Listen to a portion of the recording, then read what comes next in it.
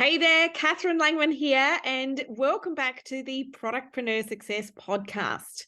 Now, as e-commerce brand owners, I think we're all aware that the single most important thing in any online store comes down to one word: traffic.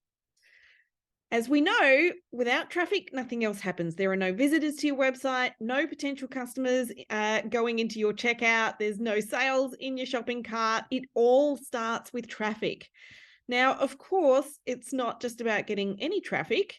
I remember in my first business, the first person I hired to help generate traffic to my online store was a young bloke working on SEO, search engine optimization, and he optimized my site for a whole bunch of junk traffic and none of them bought. It tanked my conversion rate. It was a total disaster.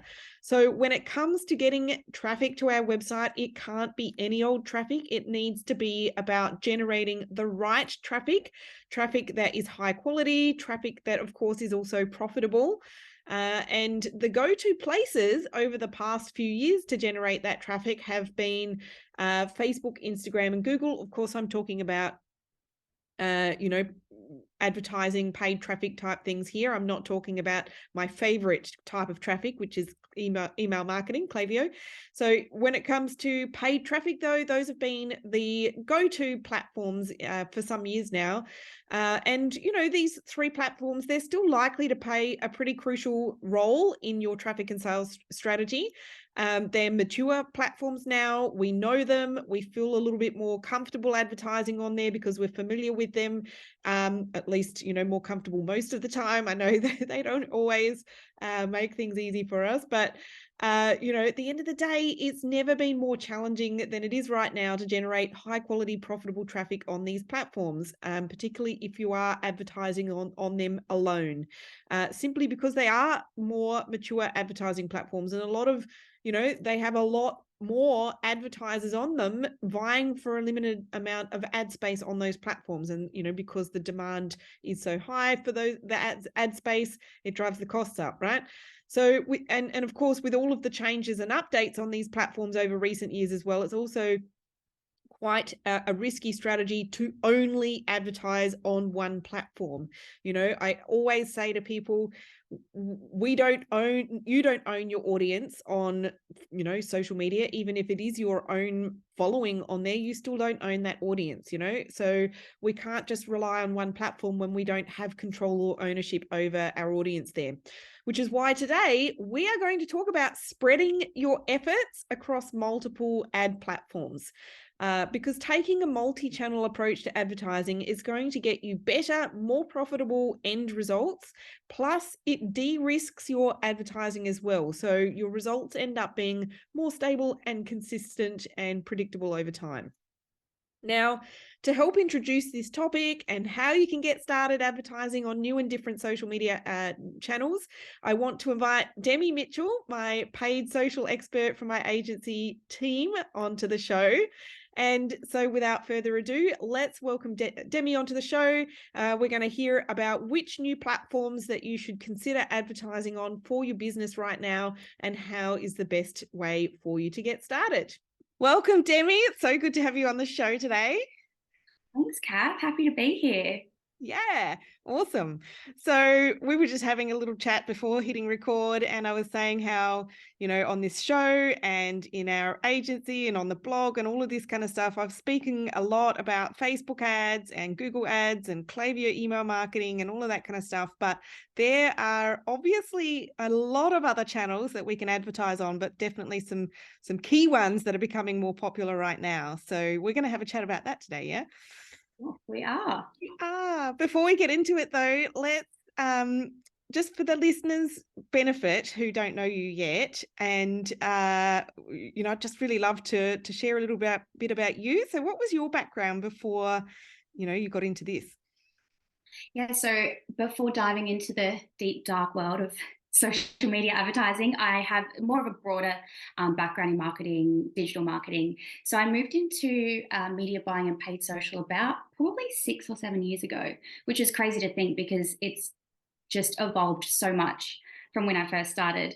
Yeah. But Yeah, I did most of it over in the UK for about 6 years. So I've been really blessed to work with some huge global brands on massive accounts and working for some great performance marketing agencies over there. And um, I was freelance for quite a while as well. So kind of going out by myself, pitching for bigger accounts and helping kind of grow small to medium businesses. But then, yeah, the other side of it is working on those global accounts like Amazon, Superdry, did a bit of eBay as well. The list goes on. I Where do I start? imagine their monthly budgets would have been quite significant at that point.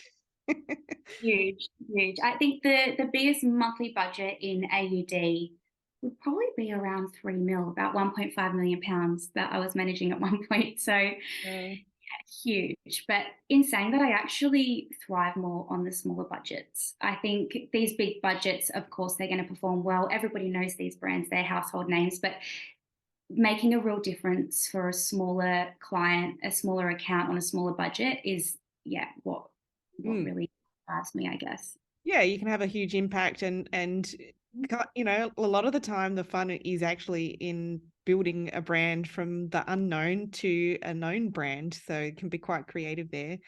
And obviously we have you back in Australia now and you're on our team, which is fun. And you specialize in more than just Facebook ads. Like you work across a whole lot of different ad channels. Before we dive into that though, let's just have a quick chat about the importance of working across more than one channel. I mean, Yeah. from your perspective, yeah, how would you answer that question? So I think, well, I guess what we already know, just some quick fun stats for you. There's about 4.5 billion daily users on social media every single day. And on average, they're jumping on about 6 platforms. So Wow. that says a lot, right? Rather than kind of throwing all of our eggs in one basket and focusing on one platform, I think an omni-platform approach is it's a lot more of an efficient way to test and scale. And yeah, I Mm, think yeah. there's kind of out there. I'm a huge advocate. So I guess, back in the day, Facebook, Instagram, that's kind of where we all began, right? In terms of like paid social. I think that's your low hanging fruit platform. I think brands are a lot more, it's a lot less risky to them because it's a lot more known. But what we've seen over the last few years is it can be a little bit volatile.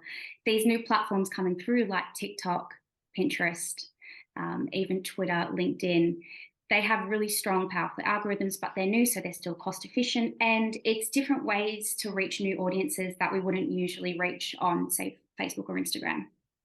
Yeah. And probably also there would be overlap with the audiences across those platforms, but they would be going to those platforms for different, maybe different stages of their buyer journey or, for different reasons, like, Right. or wasting time and going down the rabbit hole of entertainment on TikTok, maybe. That's right. So there's huge audience overlap. And what's really great, what we can do is, for example, put out some brand awareness, top of funnel activity on YouTube, but then perhaps retarget them on Instagram, like bottom of funnel with the conversion activity. So we can link all of the different platforms together, which is really nice, and I guess build like a really curated funnel depending on the platform. We can be displaying different types of creative as well for each platform because they are also different. I think if you look at say Pinterest, we can create a really nice shopping experience over Pinterest. Typically, users that go on Pinterest aren't there to kind of chat with their friends. They're there to maybe get inspiration or to get, put together mood boards. So that's where we can display new products and, yeah, refine a really nice shopping experience. Whereas on TikTok, it's a little bit more of a creative platform. It's somewhere that brands can be a lot more expressive, a lot more sort of tongue in cheek with their messaging. So that's when we can test different types of UGC creation. Yeah, so good.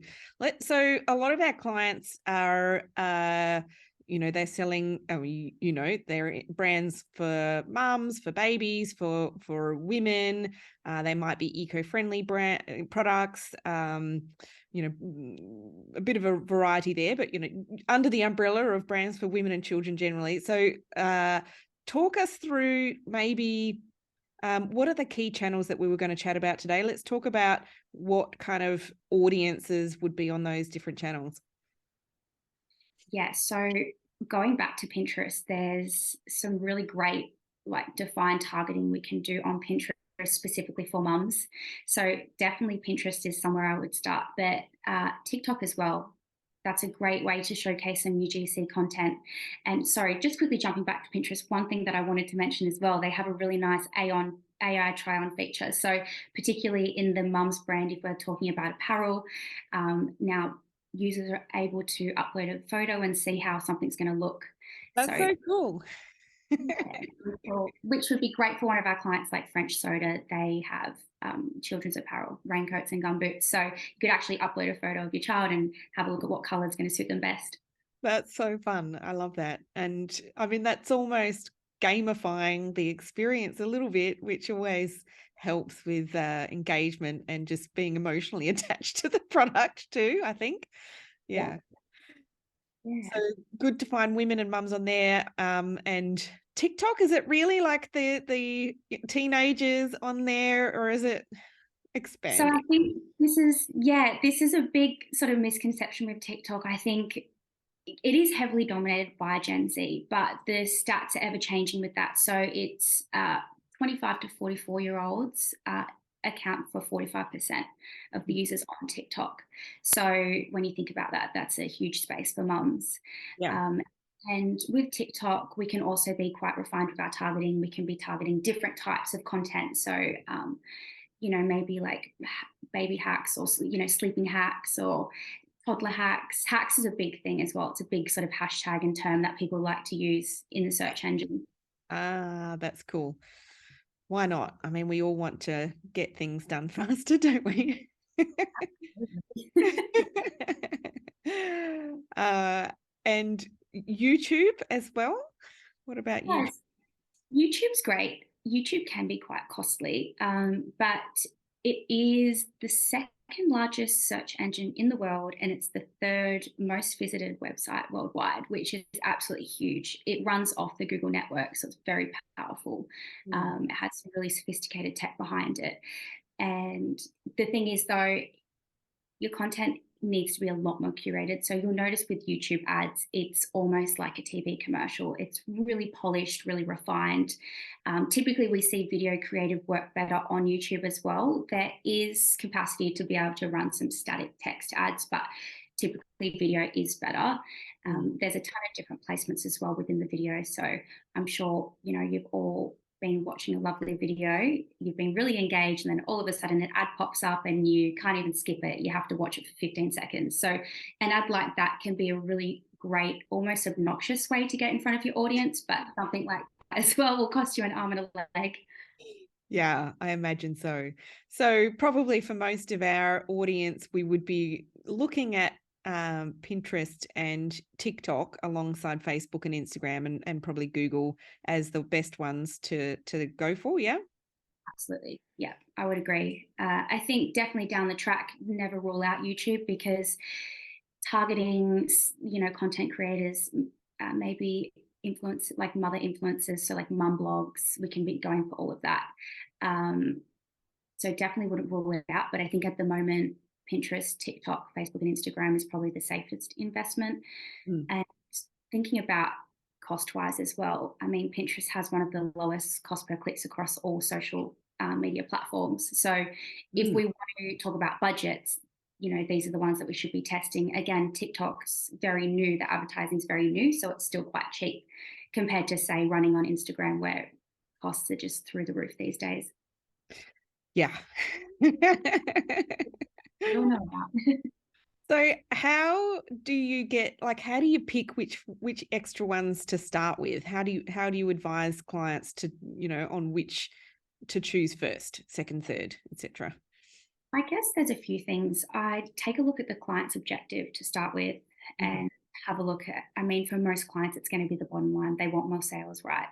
But I would definitely take a look at their past data and what platforms they have been working on. But I never like to rule out a platform. I say we should always test, even if it's just $100, we should always test a platform. Yeah.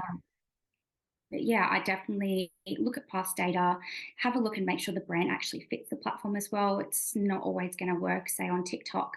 And yeah, just run some market research. So have a look at their competitors and see if they're running any ads on those platforms, because we know if they are, then there's an audience out there for them. Usually a good reason for it. Yeah. Um, I suspect quite a few of our listeners would be thinking that all sounds well and good, but it's overwhelming to come up with all the content ideas for those extra platforms. And I know, like if you're advertising on Facebook, you have to have a Facebook page, and therefore you really need to have some content going on that page, and it's a lot of work. But is it like that for these other platforms as well? So what's really great about TikTok, you actually don't have to have a profile to be advertising. You can just almost have like a little avatar, and it's going to drive straight to your website. So you don't have to worry about building a full content calendar and spending all your time kind of going through and creating content for your feed. Yeah, you can just drive straight to a website for purchase, which is great.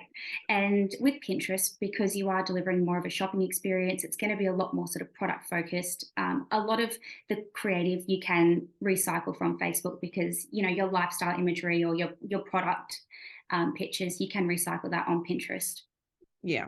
And do you use, because a lot of websites, they'll have, an app or a plugin or something that integrates between Pinterest and the website to just pull all the, the catalog product shots across and things like that. Do you use those in the ads as well? Or coming up with proper ad creative? Yeah, we can do that. So Pinterest is nice. We can run dynamic creative, which is linked directly from the product feed, which is linked to Shopify. We won't need any third party. Pinterest and Shopify can be linked directly together. Yes. So it saves a lot of time. Yes. Excellent. Oh, that's so good. I want to talk also about once you have, a few different channels together, how do you look at the data and work out, are you getting a better return from running multiple channels together when it's all on different platforms? That's a really good question. So I think I tend to, well, first of all, I'll look at the data separately per platform, because a lot of the time the targeting can be so different, the creative's different, the messaging is different. It's kind of its own beast, if that makes sense. Yeah. But yeah, I guess when it comes to linking, first of all, I'm going to look at what kind of events we've got set up. So I'll usually, like I said, going back to retargeting each platform, I'm going to have a look at the retargeting activity. Say if I'm retargeting from Pinterest, I'll go to Facebook and have a look at the retargeting activity and quantify it that way. So I guess it's just checking that the journey is working and like the chain is working, and yeah, kind of going that way with the retargeting. Yeah. And then also, I know from an agency perspective, we also look at that kind of total return on, or the return on total ad spend, or, your marketing efficiency ratio. So we're really looking at how well the whole system is kind of performing as well. At the end of the day, I don't think we're ever going to end up with a situation where we have 100% visibility over 100% of our metrics, and it's going to be 100% accurate. I think Google Analytics 4 is going to be better than the previous iteration, but it's still not going to be, absolutely perfect, which is kind of annoying. No, absolutely. Let's just quickly chat also about, maybe one or two kind of case studies or experiences with brands that you've had working across some of these, a multiple channel situation where you've worked with clients, just to make it real for some of our listeners as well. So pick anyone. I don't mind who you want to talk about. So I could talk about a past client perhaps, because I guess with our clients we're still in the early stages of testing on new platforms, so results are quite limited, particularly for French soda. We've just gone out to Pinterest in the last week or so, still in early days, still learning. But I worked with a larger e-com brand, women's fashion brand, that were very kind of traditional, old school, very scared to test any new platforms, but their demographic was 18 to 24-year-old girls. So typically they just really wanted to stick to Google and Facebook and Instagram. And I wrote in a big pitch to test on TikTok, and the results went through the roof. We were utilizing UGC content, so try-ons, or what I wear in a day, those kind of fun, engaging content pieces, and results went crazy to say the Yeah. least.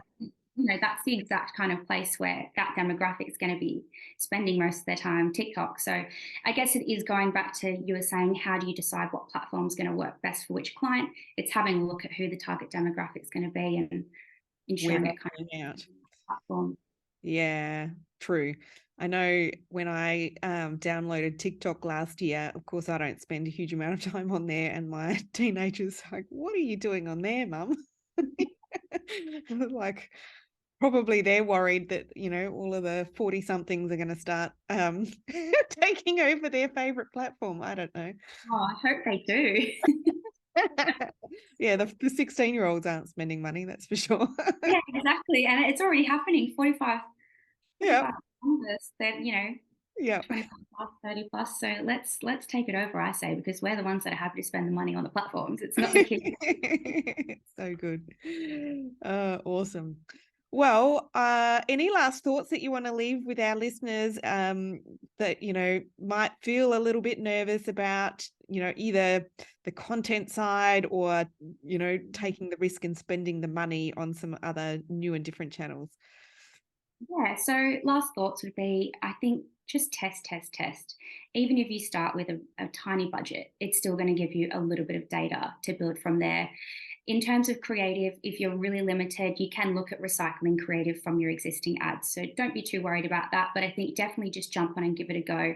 I wouldn't be putting all my eggs in one basket because, as I mentioned before, we've seen how volatile Facebook can be with recent scandals, I could say, over the last few years. So definitely don't be too scared to test. Yeah. And yeah, just give it a go. I mean, to recap, TikTok, you can be really fun, really expressive. Pinterest, you can give a really nice shopping experience. So have a Mm. crack. Both are good, very different, but really good use cases for e-commerce. So love it. Thank you for jumping on with me today and, giving this kind of initial insight into some multi-channel advertising. I hope that our listeners find that helpful. So thanks again, Demi. Thanks for having me, Kath. Thanks. Alrighty, there you have it. The best additional social media advertising channels that we believe you should try next, and how you can get started easily by recycling some existing ad creatives and just starting out testing with a small budget to begin with. So I really hope that you enjoyed that episode. I would love to hear from you about which platform you intend to test out first. Hopefully you are keen to give it a go. Now, of course, if you want to have a bit of help to implement in your own business, there's always 3 choices with any new strategy. Obviously, you can keep doing the same as you're doing now. You can learn how to implement your new knowledge yourself. You could get some help from the experts. So if you do want that help and you really want to give your brand a growth boost online, you want to shortcut that learning curve and, really get there a bit faster, you can reach out to me. You can get a variety of different styles of help from, mentoring and coaching and training, or our agency services as well if you want to outsource. So if you just want to have a bit of a chat about those options, or, talk through a growth strategy together with us, then you can book in a free strategy session just by heading to katherinelangman.com/work-with-me. And I will link to that in the podcast show notes as well. You can book your free strategy session in there today. That's it for today's episode. Hope you've enjoyed it. I hope you have a fabulous rest of the day and week, and I will be back with you on the show again next week. Bye for now.